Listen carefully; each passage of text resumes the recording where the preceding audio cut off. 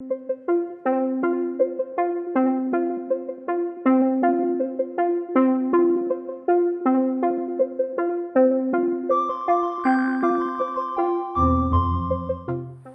nation, and welcome back to the homestead. Well, today I'm going to share with you guys some things that we have learned about our honeybees and our swarm traps. So over the years here on the homestead, we've always struggled with keeping honeybees. We must have dumped $1,000 into nukes and packaged bees over the years, only to lose them. That prompted us to try to figure out a way how to keep bees and not lose them. So one of the things that we came up with was trying to catch swarms in our area, because we felt like those bees were already acclimated to the different pesticides and stuff being used around in this area, and we would stand a better chance.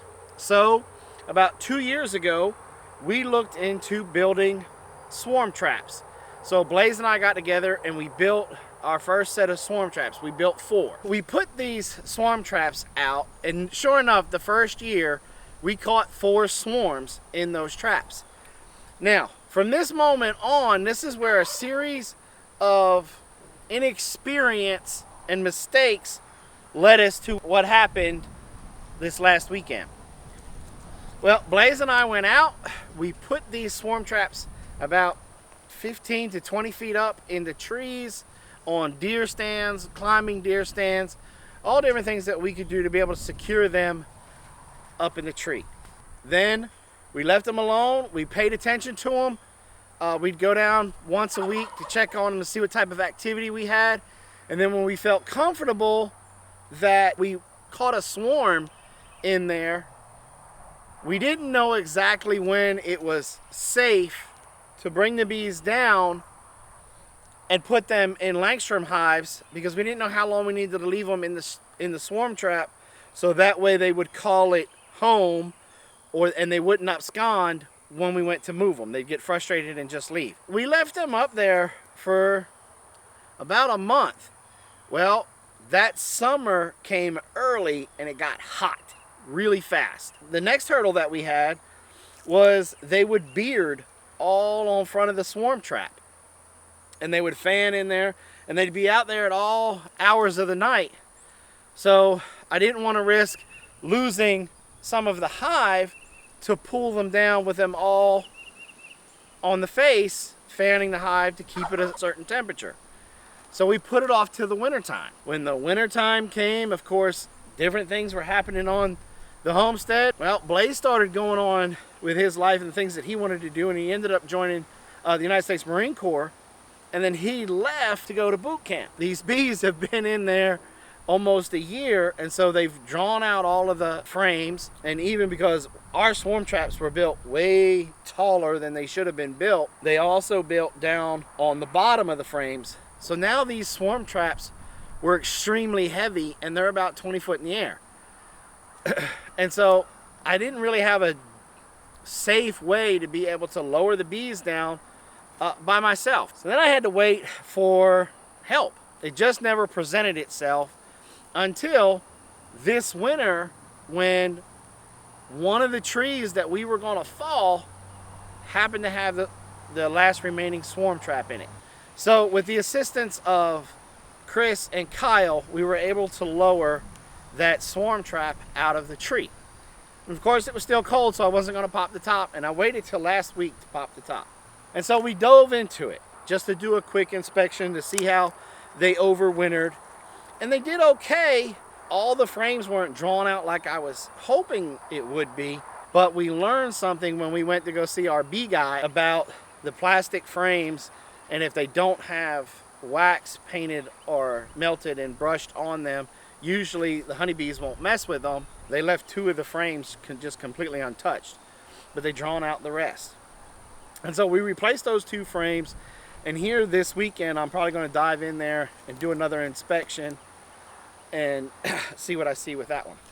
So when we dove into this swarm trap, that's when I realized how big of a oops it really was. There was a tremendous amount of bees, which was good, meaning it was a good strong hive, But when I pulled the frames out, because of how tall we made the swarm traps, they were able to build more comb off the bottom of the frames.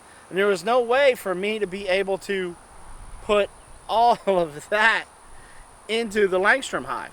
So what we ended up doing was just cutting that comb that they built on the bottom of the frames. We cut that off. Now, thankfully, the majority of that comb was empty. There was no real pollen or honey or brood or anything in it, kind of like how they do in the Langstrom hives when you have 2 deeps, and each spring you have to rotate it, so that way they'll revisit that old comb. And so we trimmed everything off, put it all in there, and we left them alone. And we waited about 15 minutes, and it seemed like all of the bees were going back to the swarm trap. And I waited 30 minutes, and I waited 45 minutes. And then I noticed that they started to do like a swarm football inside the swarm trap, which made me go, oh, I might not have got the queen. Well, that's when we decided we're just gonna go ahead and put a second deep on there. And I went into the swarm trap with a frame, and I scooped them off the top where they fell onto the frame, and then I put them right into the second deep. All the bees that were left in the swarm trap, I hit it once, they fell to the bottom, and then I tipped it over and poured them into the Langstrom hive. Here we are almost a week later, and they're still going strong. They're still flying in and out. Like I said, I'm going to dive into them this weekend and see how everything's going, see if they're building out on the new deep, and see how everything's going. And if they are, and if they've made a lot of progress with building out on that, the new deep, I may put a queen excluder on and then put a honey super on to see if we can harvest some honey. Everything that happened with this experience, I think one of the things that I'm trying to share with you guys is, one, don't be afraid. Go out there, build your swarm traps, because you can't do any worse than what I did. And even though I learned a lot, that I did a lot of things wrong, and that I made a lot of mistakes in doing this, God still blessed us with being able to have 2 healthy, strong honeybee colonies to where we'll get the blessings of honey. If you like this video, and if you're interested in doing, making some swarm traps of your own, hey, check out this video on the swarm traps that we built. Just remember that we did make them a little too tall, so you might be able to take 4 to 6 inches off of the height and make your own. Thanks for coming by the Big Bear Homestead. God bless, and have a nice day.